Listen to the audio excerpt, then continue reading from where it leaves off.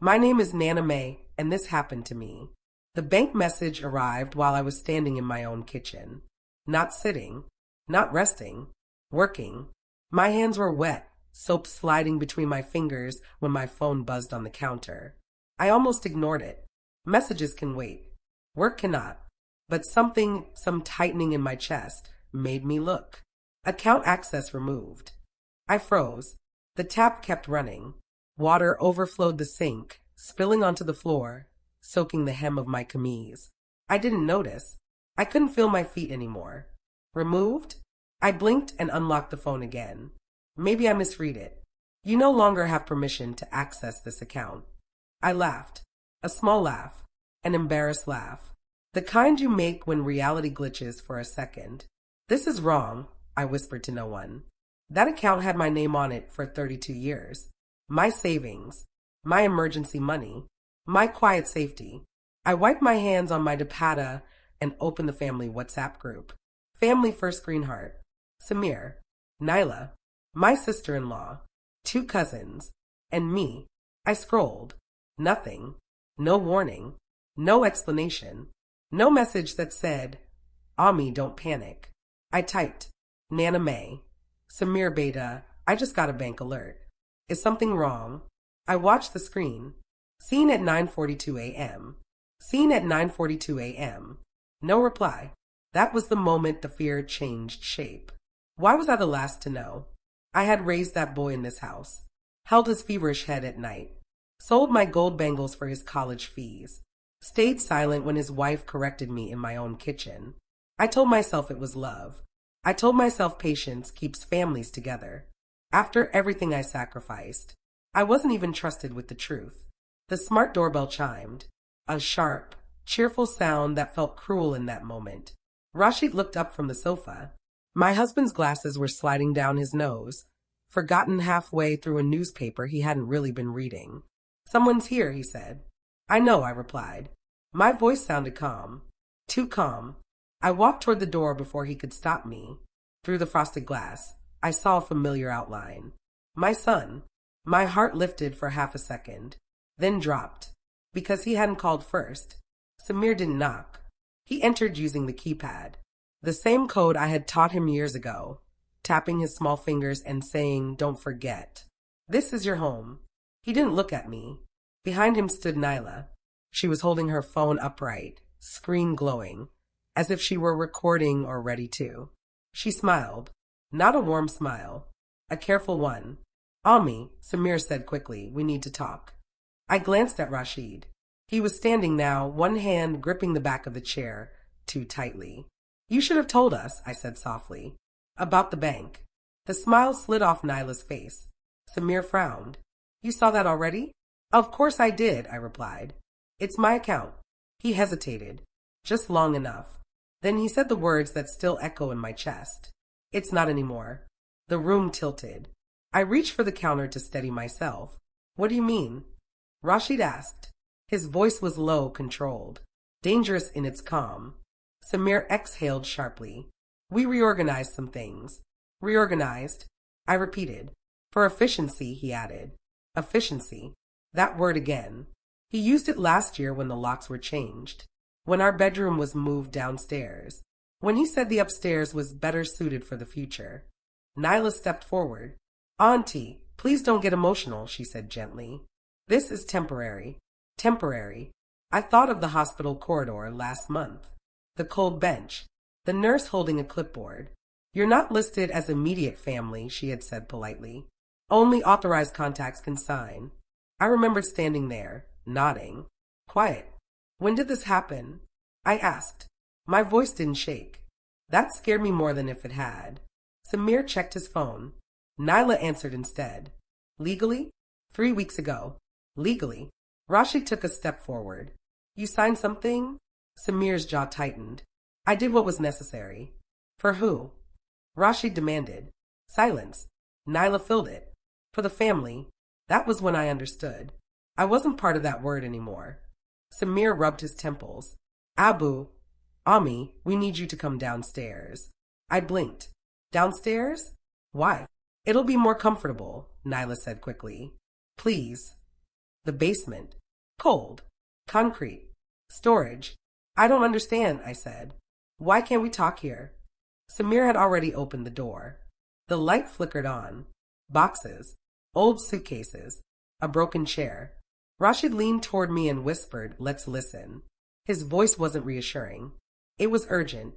We stepped inside. The air smelled like dust and old winters. The door closed behind us. Not slammed. Locked. I heard the click. A small sound. Final. I rushed forward and twisted the handle. "Samir." I called. "What is this?"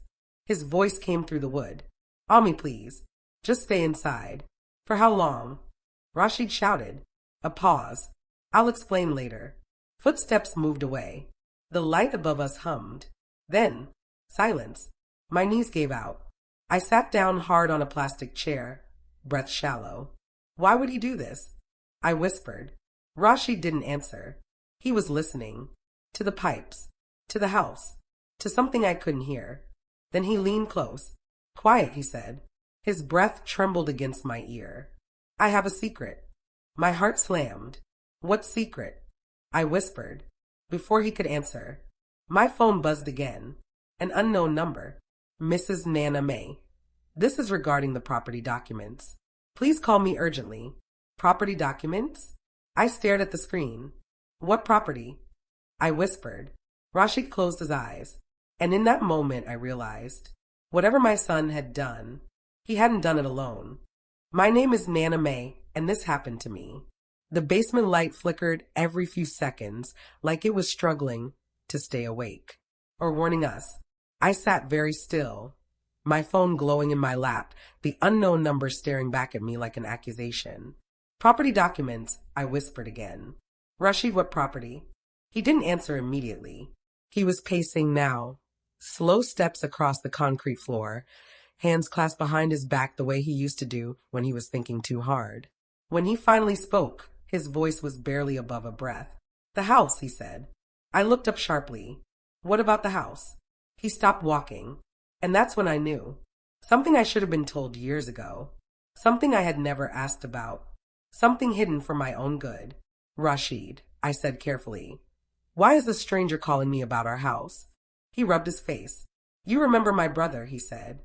My stomach tightened. "Your brother who stopped visiting," I replied. "The one Samir barely knows?" He nodded. "He never put his name on the property," Rashid said. I did. I stared at him. "What do you mean you did?" "The house," he said slowly, "was never fully transferred." The word settled heavily between us. Never fully transferred. "But we've lived here for decades," I said. "We paid everything." "Yes," he said. "But legally it's complicated." I laughed once. A dry sound. "Everything becomes complicated after the truth," I said. Before I could say more, a sharp knock echoed above us. Not at the front door. At the basement door. Nyla's voice floated down, thin and controlled. "Auntie? Uncle? Are you okay?" Rashid looked at me. "Don't speak," his eyes said. "I'm fine," I called out instead. "Why are we locked in?" A pause. Then Nyla sighed, like I was a difficult child. "It's for everyone's peace," she said.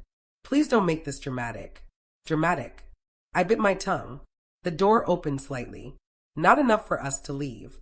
Just enough for her to speak through. Samir stood behind her, arms crossed, eyes fixed on the floor. "We're just organizing things," Nyla continued. "The lawyer is coming tomorrow." My chest tightened. "What lawyer?" I asked. She smiled again. "The family lawyer." I felt something crack. Since when does my family have secrets I'm not allowed to hear? Samir finally looked at me. "Ami, trust us." Trust. That word tasted bitter now. The door closed again. Locked. I checked my phone. No signal. No Wi-Fi. Of course. They had thought of everything. Minutes passed. Maybe hours. Time felt thick in the basement. Then another message appeared. This time not a text. A WhatsApp voice note. From my sister-in-law, Farzana. I pressed play. Her voice filled the room. "Nana May, Beta, don't panic. Samir told us everything. This is for the best. At our age, it's good when children take responsibility. You should be grateful." Grateful? I stared at the wall as her message continued. We all agreed in the family call. You'll understand later. Family call. I wasn't invited. Rashid sat beside me heavily. They discussed us, I said. Without us? He nodded.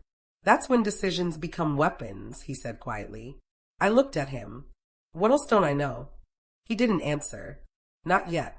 The basement door opened again. This time fully. Samir stepped inside. Alone. He didn't sit. He stood over us, tall, unfamiliar. The lawyer will be here tomorrow morning, he said. Please don't argue in front of him. I looked up at my son. When did you stop being afraid to hurt me? I asked softly. He flinched. This isn't about feelings, he said. Everything is about feelings, I replied. You just stopped caring about mine. He handed me a folder. My hand shook as I opened it. Printed documents. Stamps. Signatures. My name. But not my signature. What is this? I whispered. A digital will, Samir said. My heart stopped. What? You were listed as a beneficiary, he continued. Now it's updated. Updated. I flipped the pages frantically. My name appeared once, then disappeared, replaced by his, and Nyla's. You removed me, I said. Samir exhaled. It's temporary. Again. That word. Until when? I asked. He didn't answer. That was answer enough.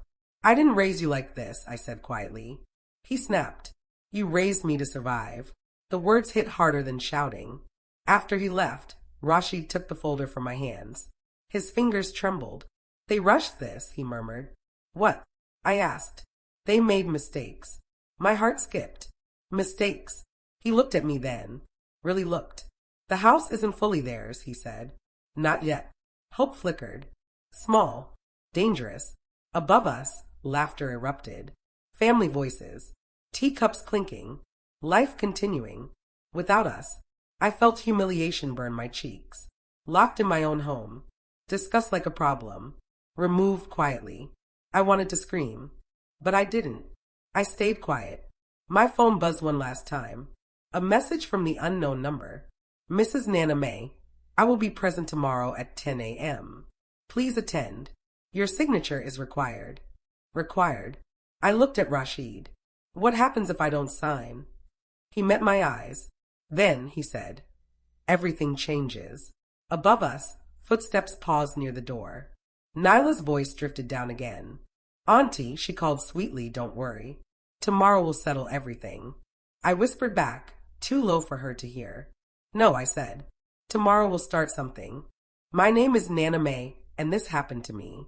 Morning came without permission. I knew because the basement light flickered differently, less harsh, more tired. And because the house above us began to wake up. Footsteps, drawers opening, the kettle whistling, life continuing, as if we hadn't been locked away like something embarrassing. Rashid sat on the chair across from me, his hands folded in his lap, eyes fixed on the floor. He hadn't slept. Neither had I.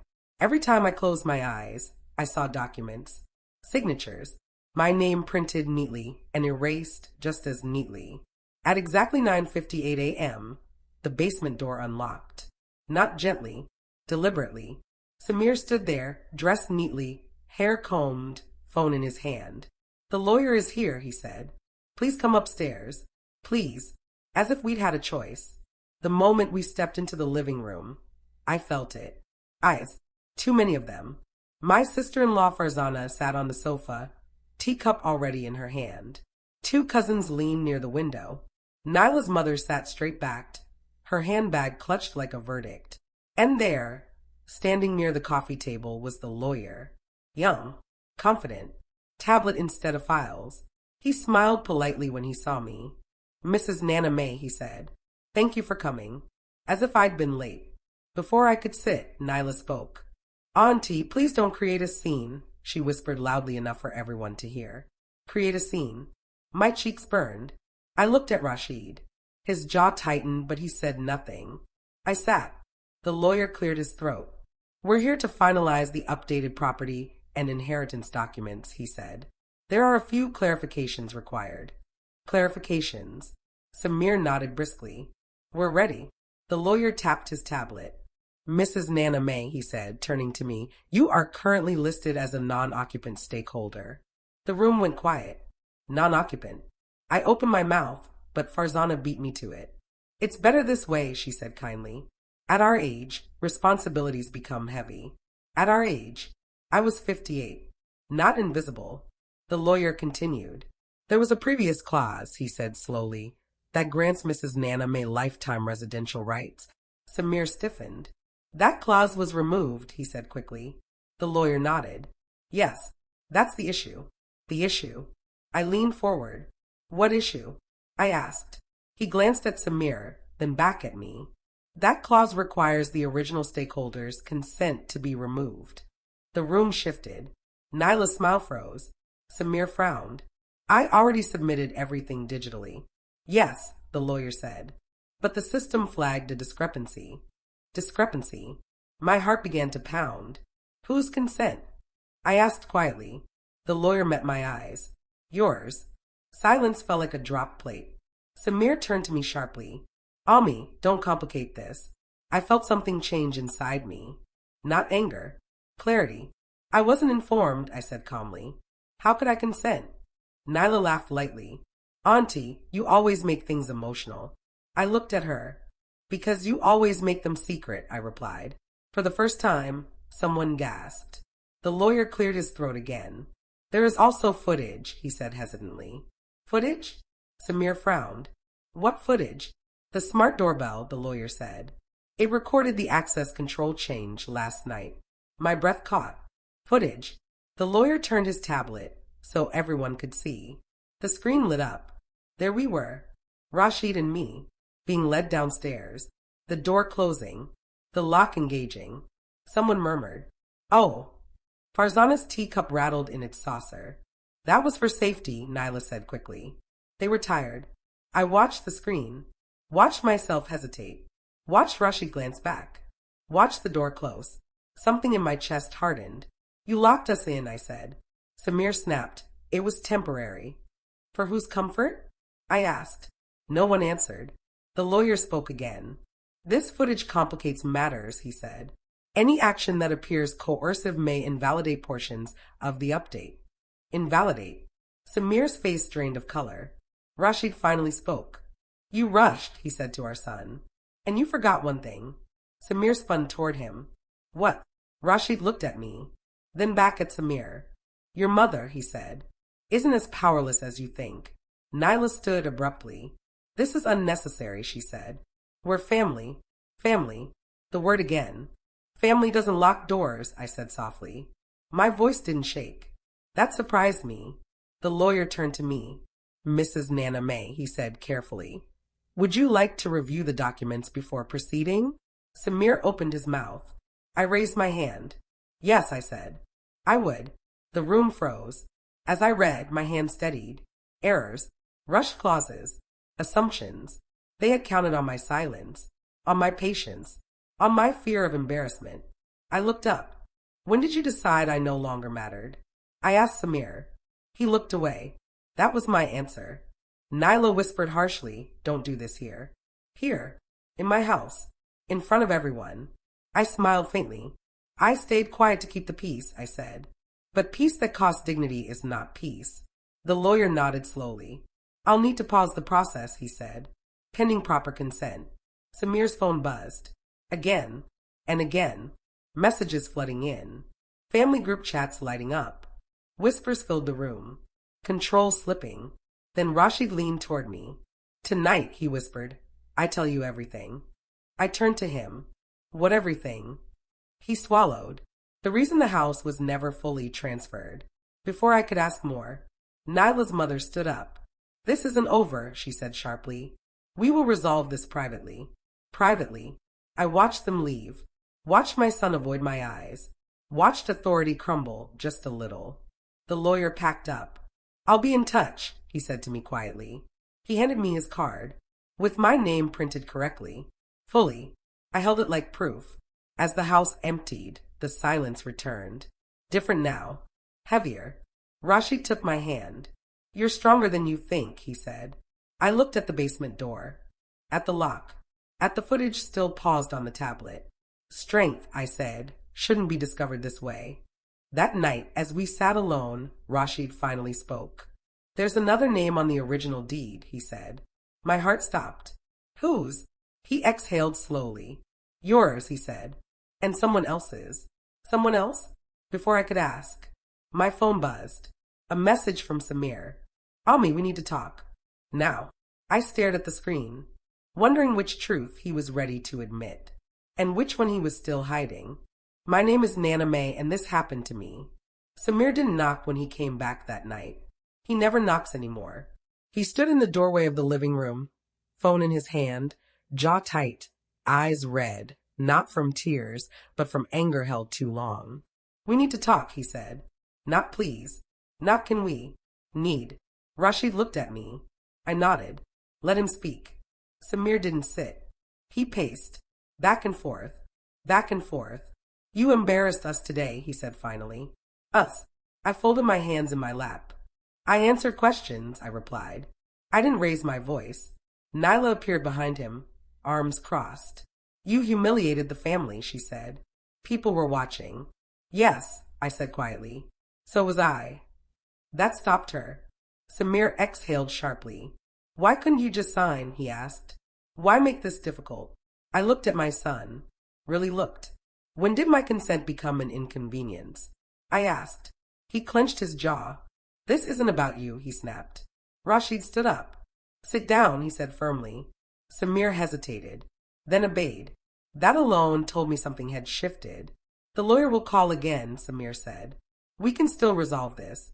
Resolve. Behind closed doors. Without witnesses. I want to understand something first, I said. Why did you rush? Samir's eyes flickered. I didn't, he said too quickly. Rashid leaned forward. You did, he said. And you panicked. Nyla cut in sharply. We did what was necessary. For whom? I asked. She opened her mouth.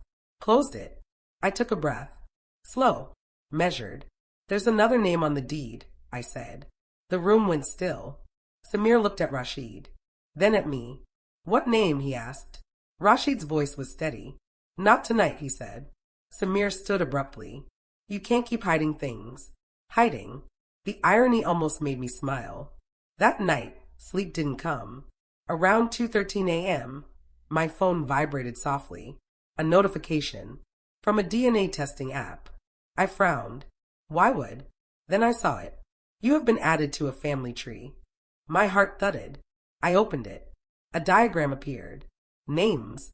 Connections. Then, a highlighted match. Partial match detected. I stared at the screen. Partial? Rashid stirred beside me. What is it? He whispered. I turned the phone toward him. He closed his eyes. Just for a second. That was enough. You knew, I said. His voice broke. I suspected. Suspected. For how long? How long? I whispered. Since Samir was born, he said. The words landed quietly. Like ash. The next morning, retaliation came quickly. Our Wi-Fi stopped working. My phone showed no service. The house felt smaller. Controlled. Nyla's voice echoed from upstairs on a call. She's being stubborn. Stubborn. Because I didn't disappear politely. Later that afternoon, a courier arrived. An envelope. Inside, a notice. Temporary suspension of household access privileges. I laughed. A hollow sound. They're trying to scare you, Rashid said. It's working, I replied. That evening, Samir sent a message. Not to me. To the family group chat. Samir, please pray for Ami. She's confused and under stress. Confused. I stared at the screen. My silence had become a story they were telling for me. I typed, then erased, typed again, then sent. Nana May, I am not confused. I am informed. The typing bubbles appeared, then disappeared. No reply. Rashid took my hand. Tomorrow, he said, we go to my old lawyer. Old. Trusted. Hidden. I nodded. But before that, I said, tell me the truth. He looked at me. Fully. The other name, he said, belongs to a man who helped buy this house. My heart pounded. Who? He swallowed. My first wife's brother. The room spun. First wife. You were married before me? I whispered. He nodded. She died young. Another life. Another secret. And Samir? I asked. Rashid looked away. I don't know, he said. And that's the truth. That night, I stood in the kitchen alone. Lights dim. House quiet. I looked at the walls I had cleaned, painted, lived inside. And I understood something clearly for the first time. This wasn't about property. It was about control. About who gets erased quietly. My phone buzzed again. A message from an unknown number. Stop digging, or the truth will destroy more than you. I stared at it, then deleted it. I wasn't afraid anymore. I was awake. Rashid came and stood beside me. What will you do? He asked. I thought of the basement, the lock, the footage, the app, the lies. I will stay, I said, and I will listen, and I will not disappear. Upstairs, a door slammed. Nyla's footsteps. Angry, panicked. Good. Let them feel what uncertainty feels like. Before going to bed, I whispered to myself, blood doesn't always tell the truth, but silence always does. And mine was over. My name is Nana May, and this happened to me. The old lawyer's office smelled like dust and lemon cleaner. The kind of place where secrets settle into the walls and stay there quietly for decades. Rashid hadn't been here in years. I could tell by the way he hesitated at the door, as if the room itself might remember him better than he remembered it. Mr. Qureshi looked up from behind his desk and froze.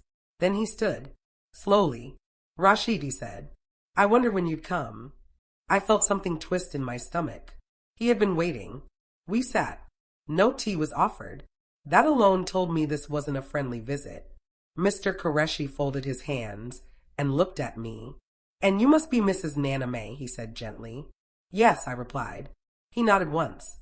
I'm glad you're here. Glad. That word mattered. Rashid cleared his throat. They're trying to remove her, he said. Quietly. Mr. Qureshi sighed.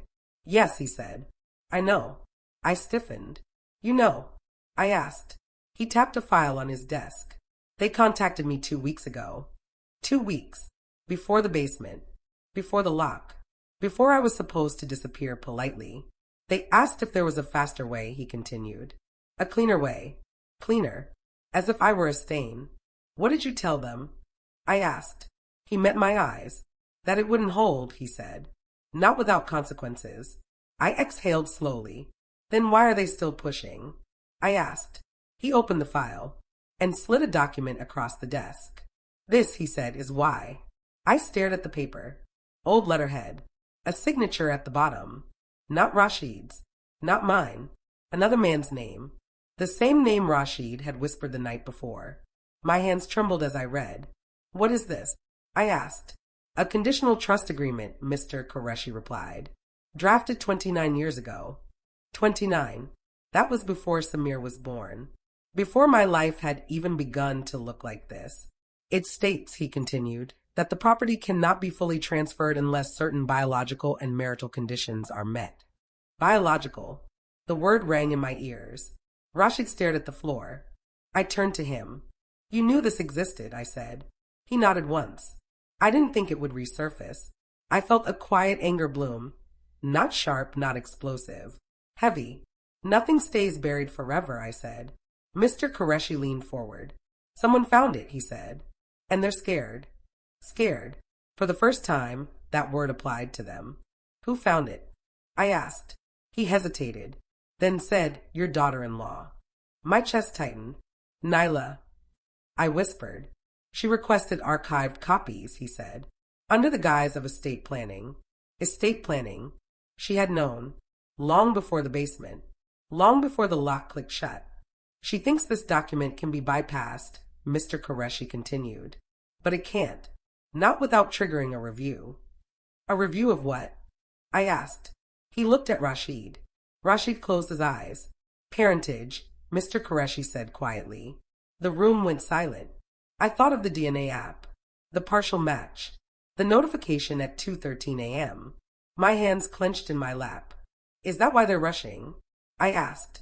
Yes, Mr. Qureshi said. They're afraid you'll ask the wrong questions. I smiled faintly. Too late, I said. On the way home, Rashid finally spoke. She's been contacting people, he said. Quietly. Who? I asked. Relatives, he replied. Friends. Anyone who will listen. I nodded. So am I said. He glanced at me. You are. I looked out the window. I'm done staying quiet to keep the peace. When we reached home, the atmosphere had changed. The living room was empty. Too empty. No cushions. No family photos. No framed memories. They had been removed. Packed. Like I already belonged to the past. Nyla stood in the kitchen. Her smile didn't reach her eyes. You went out without telling us, she said. I set my purse down calmly. I don't need permission, I replied. Samir appeared behind her. Ami, please, he said. Don't escalate this. Escalate. As if locking me in a basement hadn't already done that. I saw the trust, I said. Nyla's breath caught. Just for a second. Then she recovered. You shouldn't believe everything old lawyers say, she replied. Old lawyers. Old women. Easy to dismiss. That document can't be ignored, I continued. You know that. Samir looked between us. What document? He asked. Nyla stiffened. Nothing, she said too quickly. I watched my son realize, slowly, that conversations had been happening without him too. And for the first time, he wasn't in control. Later that night, the family group chat exploded. Messages flying. Opinions forming. Sides choosing. Then a new message appeared. From Farzana. Farzana. Nana May, why didn't you tell us about the trust? I stared at the screen. So Nyla hadn't told them everything. Interesting. I typed carefully. Nana May. Because I just learned about it myself. Silence. Then another message. From Nyla's mother. Nyla's mother. These matters should stay within the couple. Couple. I smiled sadly. When did I stop being family? I whispered. Rashid sat beside me. They're afraid, he said again. Good, I replied. Fear makes people careless. At 11:47 p.m., my phone rang. Unknown number. I answered. This is Mr. Qureshi, the voice said. I wanted to warn you. About what? I asked. They're preparing a counter, he said. Something drastic. My stomach tightened. What kind of counter? He paused. A petition, he said. To question your mental fitness. The words landed quietly. Deadly. I closed my eyes. They're going to say I'm unstable, I said. Yes, he replied. Confused. Influenced. I laughed softly. They've been calling me that already. After the call, I sat in the dark, listening to the house, to footsteps upstairs, to whispers behind closed doors. This was no longer just about property. This was about erasing me officially. Rashid knelt in front of me. I'm sorry, he said, for all the things I didn't tell you. I placed my hand on his head. Tell me now, I said. He swallowed. There's another clause, he said. One they haven't seen yet. My heart raced. What clause? He looked up. One that names you, he said, as the final decision-maker if disputes arise. Final. Decision-maker. Power. Before I could respond, a message appeared on my phone. From Nyla. Nyla, we need to talk. Just us. Tomorrow morning. Just us. I stared at the words, wondering if this was surrender or a trap. My name is Nana May, and this happened to me. Nyla chose the cafe. Not our home. Not her mother's place. Not anywhere with history. Neutral ground. Glass walls. Bright lights. Public enough to keep voices soft. She arrived 10 minutes late. On purpose. I watched her through the window as she stepped out of her car, adjusted her dupatta, checked her reflection in the phone screen. Calm. Controlled. Prepared. She thought this meeting was for her. She was wrong. Thank you for coming, Auntie, she said, sliding into the chair opposite me. I know things have been emotional. Emotional. Her favorite word. I didn't come to discuss emotions, I replied. I came to listen. That unsettled her. She ordered tea. Didn't ask me. Small thing, but telling. I'll be direct, Nyla said, folding her hands neatly. The situation has escalated unnecessarily. I waited. Silence makes people reveal themselves. You're under a lot of stress, she continued. Anyone would be at your age. There it was. I met her eyes. At my age, I repeated calmly. I recognized patterns. She blinked. We want to avoid embarrassment, she said. For everyone. Embarrassment again. I thought of the basement door, the footage, the lock clicking shut. You should avoid court, she added. These things, they affect reputations. I nodded slowly. Mine, I said. Yes, she replied quickly. Yours. Honest.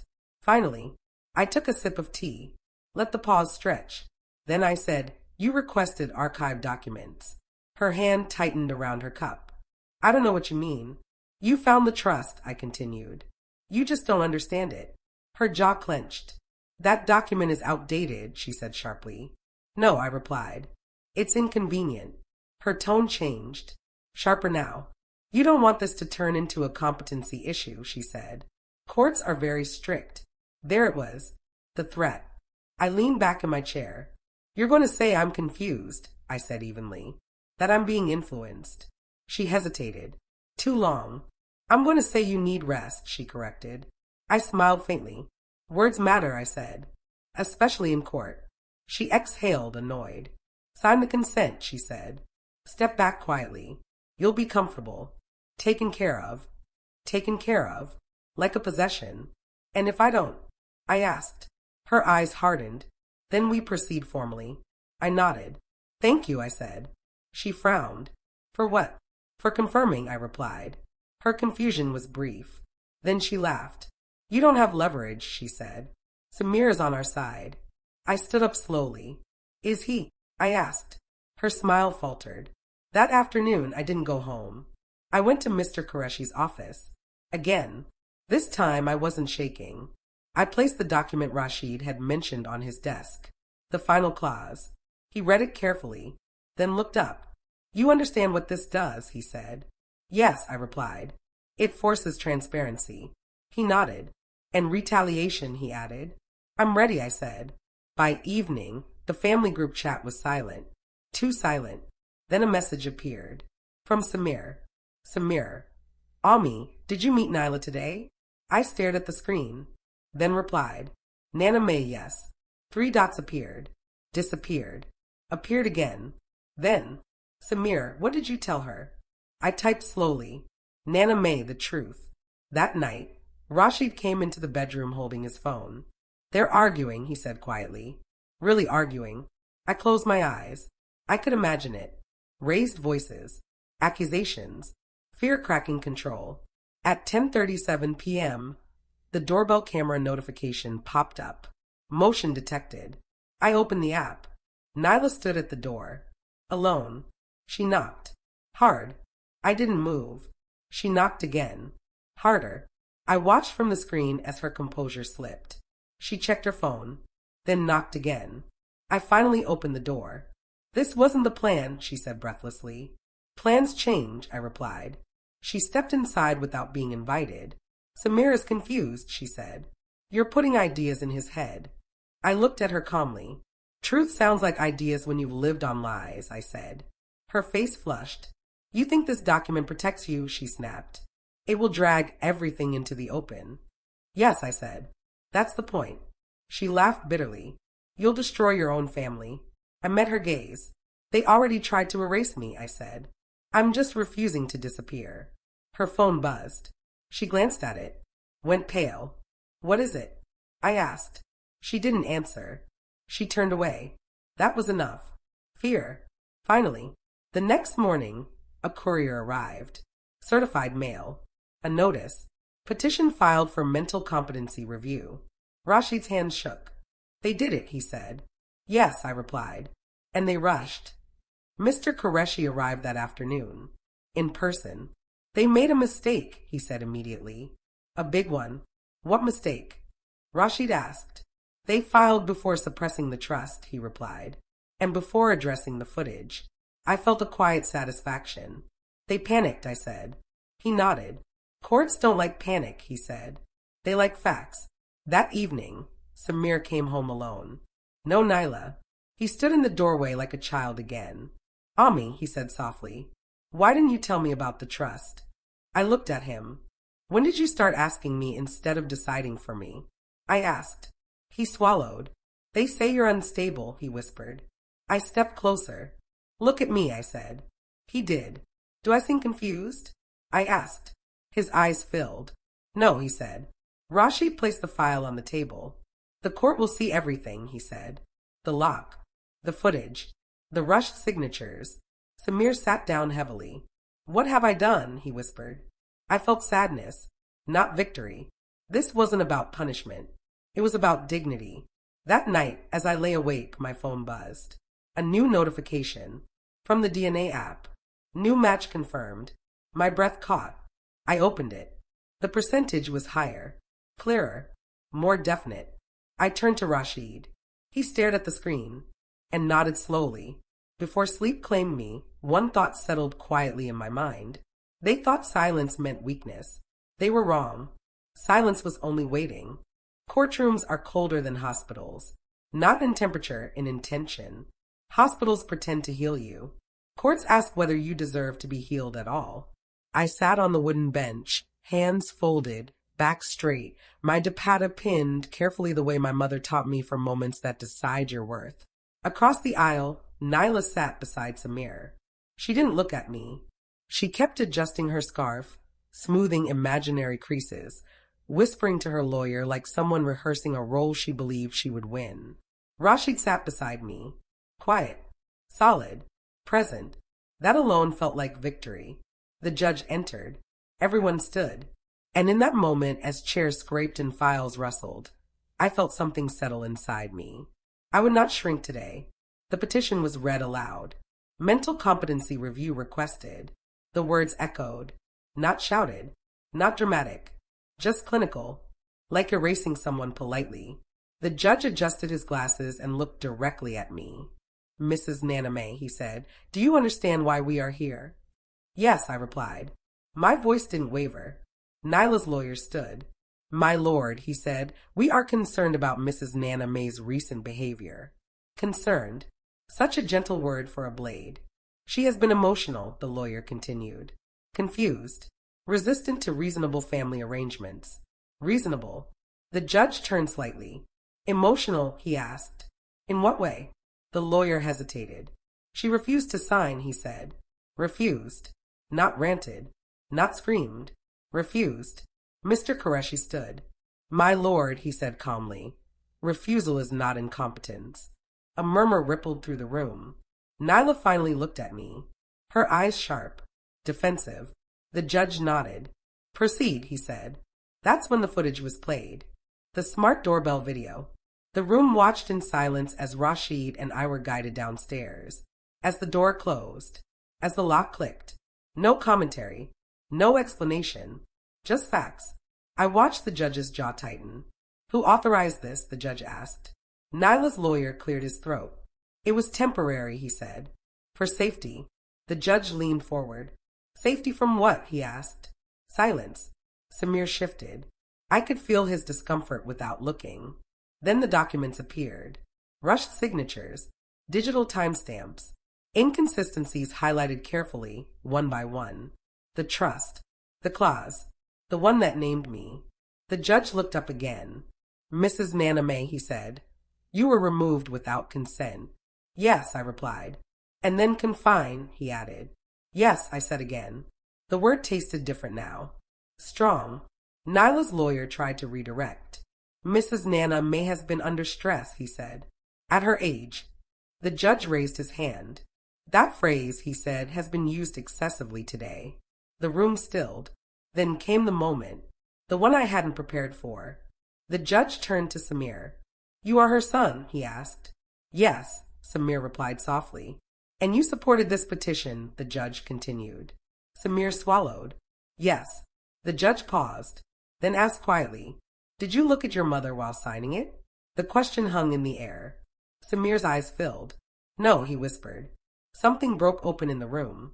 Not loudly, not dramatically, but completely. The judge leaned back. Mrs. Nana May, he said, please stand. My legs trembled, but I stood. He looked at me for a long moment, longer than necessary. Then he said, I find no evidence of incompetence.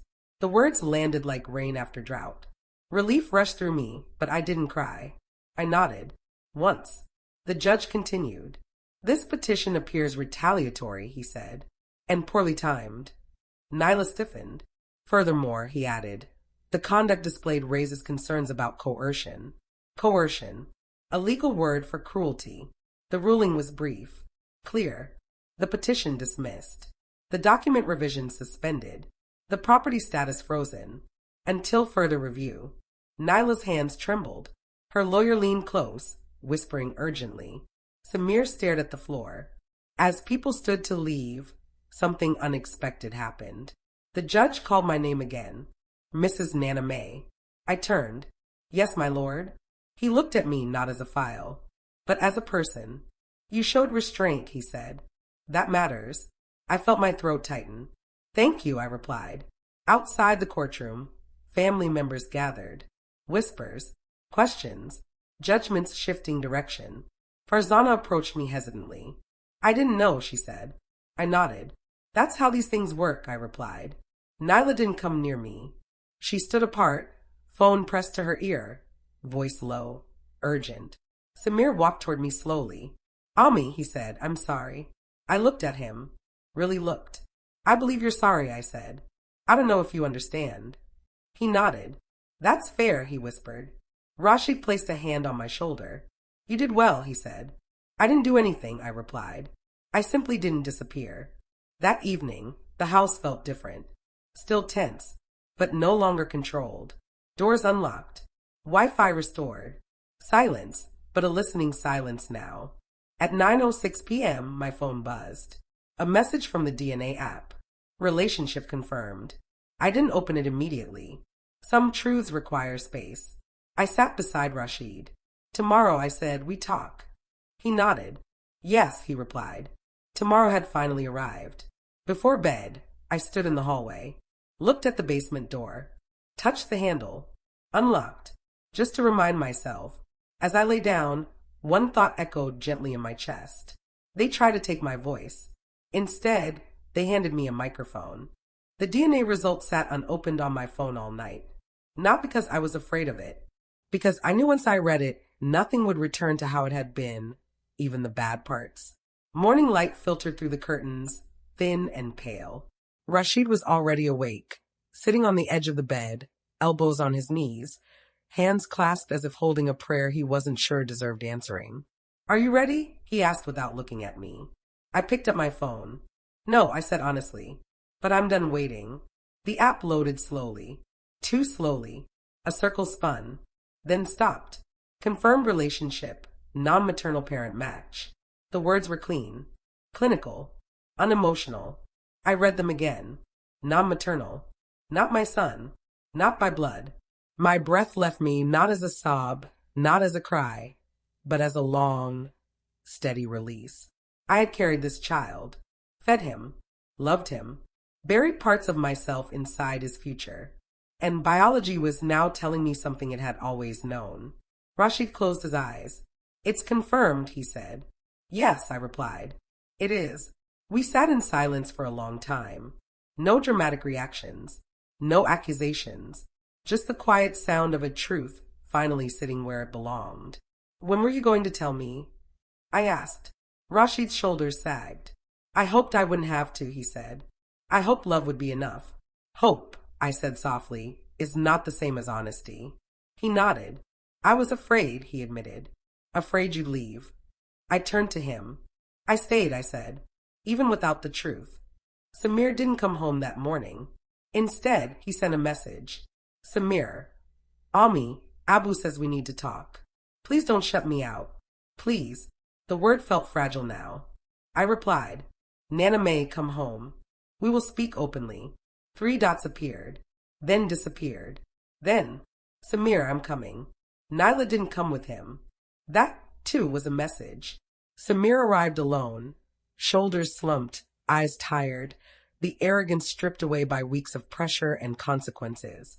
He sat across from us at the dining table, the same table where I had once cut fruit for him before school. I don't know what's happening anymore, he said quietly. I folded my hands. Then listen, I said. Rashid spoke first. I wasn't honest, he said. Not with your mother. Not with you. Samir looked between us, confused. What do you mean? Rashid swallowed. You may not be my biological son. The words landed softly, but they detonated. Samir stared, then laughed. A sharp, broken sound. That's not funny, he said. I'm not joking, Rashid replied. I placed my phone on the table, screen facing up. The result visible. Samir leaned forward. Read it. Once. Twice. His face drained of color. You tested? He whispered. Yes, I replied, without intending to. Silence swallowed the room. So what does this mean? Samir asked hoarsely. I looked at him. It means biology entered a conversation it was never invited to, I said. But it doesn't erase history. He rubbed his face. Then why do I feel like I'm disappearing, he asked. Because erasure is contagious, I thought. But I didn't say that. Rashid spoke again. I raised you, he said. I chose you. Samir nodded slowly. But you hid this, he said. Yes, Rashid replied. And that was wrong. Samir turned to me. And you, he asked. I met his gaze. I loved you without conditions, I said. And I still do. His eyes filled. That's when Nyla called. Samir ignored it. She called again. And again. Finally, he answered. Yes, he said sharply. I could hear her voice through the phone. Tight, urgent, panicked. What are you doing there? She demanded. Samir stood. I'm with my parents, he said. There was a pause. Then, you promised me, she said. Promised. Samir looked at me, then at Rashid, then back at the phone. I promised you control, he said quietly. Not lies. Her voice rose. You're choosing them? Samir closed his eyes. I'm choosing truth, he said. The line went dead. I felt no triumph, only sadness. This was the cost of clarity. That afternoon, the house filled with whispers again, but different ones. Relatives calling, asking, reconsidering, the story shifting shape. Farzana came by briefly. I never imagined, she said. Most harm isn't imagined, I replied. It's practiced. That evening, Rashid handed me another document. The last one, the clause, the one naming me final arbiter. This puts responsibility on you, he said. I nodded. I've carried responsibility my whole life, I replied. This just names it. Samir sat with me later, alone. Am I still your son? He asked. I reached for his hand. You always were, I said. Blood didn't raise you. Time did. He nodded, tears slipping free. At 11:32 p.m., my phone buzzed. A message from Nyla. Nyla, you think you've won. You've only started something you can't finish. I stared at the words, then deleted them. Winning was never the point. Being erased was, and that was over.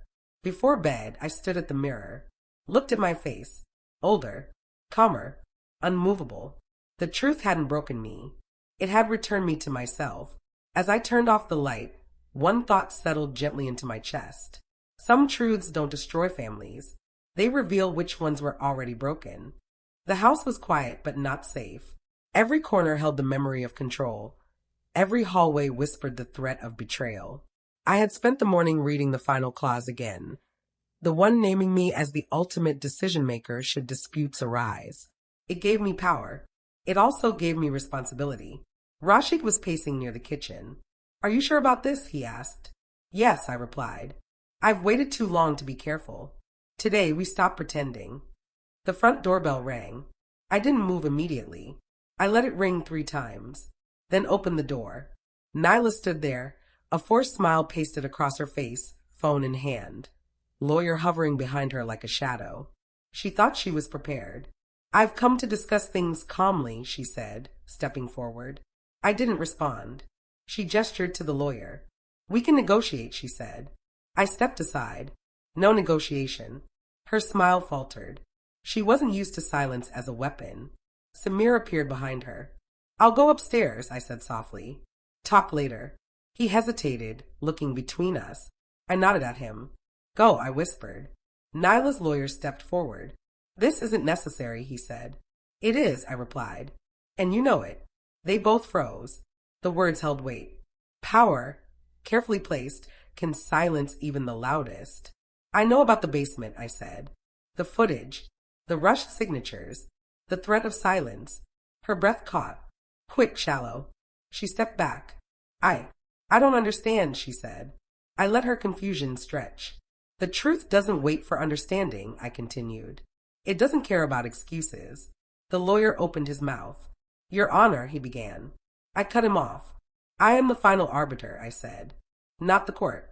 Not the family. I. They blinked, then looked at each other. Finally, Nyla spoke. You, what are you going to do? She demanded. I looked at her calmly. Justice, I said. Transparency. Accountability. Her panic began to show. The carefully curated mask slipped. She hadn't expected that. She turned to Samir. Son, she whispered. He's your mother. He remained silent. I watched her fear deepen. Rashid placed a hand on my arm. They're losing control, he said softly. Yes, I replied. And it's time they felt it. I took the final document, placed it on the table. The trust, I said. It names me as decision maker. I have reviewed every clause, every signature, every timestamp, and today I am activating it. Nyla gasped. You can't, she began. I just did, I said. The room felt heavy. Even the walls seemed to lean closer, listening. Samir finally spoke. I don't know what to do, he said quietly. Everything is changing. I reached for his hand. Do what feels right, I said. Not what you think others expect. He nodded. Tears filled his eyes. Nyla lunged forward. You think this changes anything, she shouted. I met her gaze. Yes, I said. It does. Her lawyer whispered frantically. Step back, he urged. But she wouldn't. I stood slowly. You've tried to erase me, I said. Lock me in basements. Rewrite history. Spread lies. And you believe silence would protect you. Her eyes widened. The law doesn't need protection. Truth does. Her hand shook. I watched, silent and unflinching. Then Samir said something that made the room still. I choose her. Nyla froze. The words hit her harder than any lawyer's argument, any document, any court ruling. I choose my mother, he said again. Not manipulation. Not fear. Truth. Her lips quivered. I raised you, she stammered. Yes, Samir said softly. But you lied. The room was quiet. Even the lawyer seemed paralyzed. I didn't speak for a moment. I only watched. Nyla's face paled. Her posture faltered. She realized, finally, that power had shifted. The phone in her hand buzzed. Multiple messages from relatives and friends. They're questioning your actions, I said calmly. You thought isolation protected you. It didn't. Her hands fell to her sides. You can't undo this, I continued. Not with anger, not with threats, not with fear. She whispered something to her lawyer. He shook his head. Even he knew. I turned to Rashid. Time to call the lawyer, I said. He nodded. Within an hour, all documents were filed officially. The house remained mine. The property status frozen, secure. The family group chat exploded. Questions, accusations, confessions, all under my control. Nyla left that evening. Alone. Silent. Her threats now empty air. Samir stayed behind, sitting beside me. I understand now, he said. You didn't raise me with fear. You raised me with patience and love. I felt the weight of the day settle. I didn't do it for victory, I said softly. I did it so truth could breathe. Later, I sat in the quiet of the living room. Rashid beside me. Samir upstairs, processing.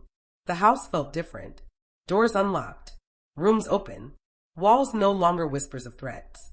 Freedom wasn't loud. It was quiet. And just. At 10:23 p.m., my phone buzzed. A single message from Nyla. Nyla, you've won today. But beware, truth can hurt more than lies.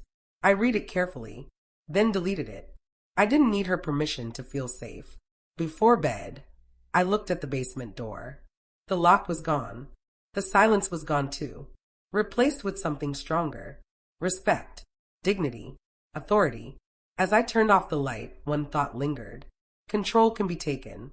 Fear can be broken. But truth? Truth belongs to whoever refuses to disappear. Nana May, and this happened to me. The house was quiet. Too quiet. For the first time in months, I could hear the small, ordinary noises, the kettle whistling, the rustle of pages as Rashid read in the living room, Samir humming softly upstairs. But quiet never lasts when secrets are alive.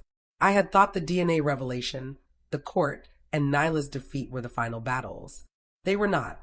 The final secret had been waiting silently, patiently, in the shadows of the basement, in the layers of documents, in the whispers of those who feared truth more than exposure.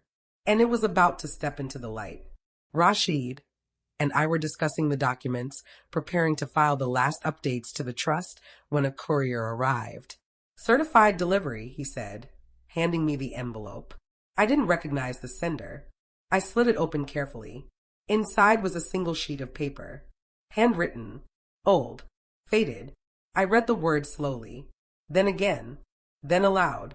"To whom it may concern, in the event of my disappearance, Nana May is to be informed of her true parentage. She is the only one who can resolve disputes involving the child she raised." My breath caught. I looked at Rashid. "Who wrote this?" I asked. "Your father," he said quietly. "My father, long dead. The very man who had raised me, protected me, and whispered to me when I was small, who had taught me patience, who had warned me never to let fear dictate action." The note continued. "There is one more truth hidden. It concerns the property, the family, and the child. This knowledge is dangerous. Use it wisely. Do not trust appearances. Dangerous. Hidden. A secret no one had expected." I felt a chill, slow and deliberate, run down my spine. "I should have known," Rashid said softly. "All along, there was more than one layer. This is why they were panicking. Nyla, your daughter-in-law, she only knew part of the story." I closed my eyes. Not exhaustion, not fear, clarity. Later that afternoon, Samir came downstairs. "You've been quiet," he said. "Something's different." I handed him the note. He read it, eyes widening with each line. "Another secret?" he whispered. "Yes," I replied. "One that could change everything again." He sank into the chair. "Do we tell anyone?" he asked. I shook my head. "No. Some truths are for us first, and only revealed when necessary." The next days passed with tense anticipation. Nyla had retreated entirely. Not a call, not a message. She knew she had lost control, and that was punishment enough. Then, on the morning of the 5th day, a message appeared on my phone. Unknown sender. "Stop digging. Some things are not yours to know." I stared at the screen. Rashid leaned over. "Threats," he said. "Classic intimidation." I nodded. "Let them come," I said. "We are no longer afraid." That evening, I gathered the family in the living room. Samir sat beside me, silent but steady. Farzana and other relatives hovered, curious, uncertain. Rashid placed the old note on the table. I began to speak. "My father left a note," I said softly. Eyes widened around the room. "One more truth exists," I continued. "A secret that involves this property, our family, and the child I raised." He warned it was dangerous. He told me I was the only one to resolve it. Gasps, whispers, and then, almost quietly, "Dangerous how?" I paused. "Not just legally," I said. "Not just financially, emotionally, mentally. Some truths, once revealed, can divide a family beyond repair." I watched their faces. Samir's pale, Rashid steady. Nyla's mother was trembling, though Nyla herself was conspicuously absent. "Why now?" Farzana asked. "Because concealment has ended," I said. "All lies are exposed. Fear is gone. Only truth remains." The room fell silent. At that moment, my phone buzzed again. Unknown number. "Do not trust your own blood. Some ties are older than you know." Rashid and I exchanged glances. "I expected this," he said. I realized then the full weight of my father's note. Not only did it validate my authority, my patience, my endurance, it warned me that even within my own family, alliances could be false. Truth could bring clarity or devastation. That night, I sat alone, the old note in my hand. I traced the handwriting, the loops of letters, familiar yet distant. It was a reminder. Some battles aren't just about survival. They are about awareness. The following morning, Samir came down with determination etched on his face. "I've made a choice," he said quietly. I looked at him. "I will follow you," he continued. "Not Nyla. Not anyone. I will follow truth. Yours." I nodded. "You've always known love is more than biology," I said softly. Yes, he replied, but truth is heavier than love sometimes. And in that moment, I realized he had grown, not just in understanding, but in courage. Later that day, the courier returned. Another envelope. Inside was a photograph, old, black and white. A younger version of my father holding a baby, not me. A note scribbled on the back. This child's fate intertwines with ours. Watch closely. Guide carefully. I held the photograph, heart racing. Rashid looked at me. You see now, he said. The stakes are higher than we imagined. Yes, I whispered. And now we decide what to do with this knowledge. The house was quiet again, but the quiet was different now. It was not fear. It was the calm before choice, the tension of knowing, of holding a truth that could rewrite history. At 10:41 p.m., I sent a message to Samir. Sleep. Tomorrow we decide. Together. And I realized, even after victory, even after dignity restored, life would never be simple again. Truth is not gentle. It asks for courage. It demands consequences.